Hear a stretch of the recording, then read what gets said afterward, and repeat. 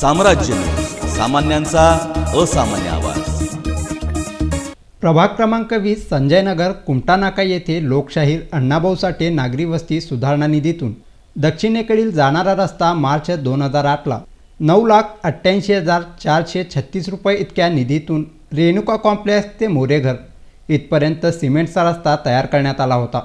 दरम्यान हा रस्ता तयार करताना स्थानिक नगरसेवकांनी निम्मा रस्ता इतर झोनच्या कार्यक्षेत्रात घेऊन गेला, ज्या ठिकाणी दलित वस्ती नाही अशा ठिकाणी बेकायदेशीरपणे सिमेंटचा रस्ता तयार करण्यात आला आहे। दलित वस्तीत नागरी सुविधा उपलब्ध झाल्या पाहिजेत या उदात्त हेतूने शासनाने दलित वस्ती सुधारणा कायद्याअंतर्गत योजना सुरू केली, पण शासनाच्या दलित वस्ती सुधारणा कायद्याला मक्तेदार आणि स्थानिक नगरसेवकांनी केराची टोपली दाखवत दलित वस्ती सुधारणांतर्गत मंजूर करण्यात आलेल्या निधीचा वापर इतरत्र केला आहे, शिवाय कोणी विचारणारा नाही। या हेतूने निकृष्ट दर्जाचा रस्ता तयार करून शासनाचा निधी लाटण्याचा प्रयत्न केला आहे।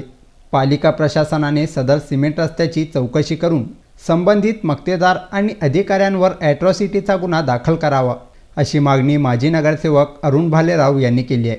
शासन यांच्या संयुक्त विद्यमाने या प्रभागामध्ये लोकशाहीर अण्णाभाऊ साठे दलित वस्ती विकास निधी 9,88,000 रुपये कॉन्क्रीट रस्त्यासाठी आला होता, परंतु तो रस्ता ह्या ठिकाणी केला, परंतु निकृष्ट दर्जाचा करून तो त्यातील अर्धा रस्ता त्याने इतर लोकांमध्ये इतर वस्तीमध्ये ते वळवण्याचा प्रयत्न केलेला आहे।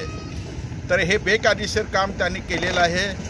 तर ह्या निकृष्ट केलेल्या रस्त्याची सोलापूर महानगरपालिकेच्या सन्माननीय आयुक्तांनी चांगल्या पद्धतीने चौकशी करून संबंधित कॉन्ट्रॅक्टदारावर कारवाई करावी। बोला।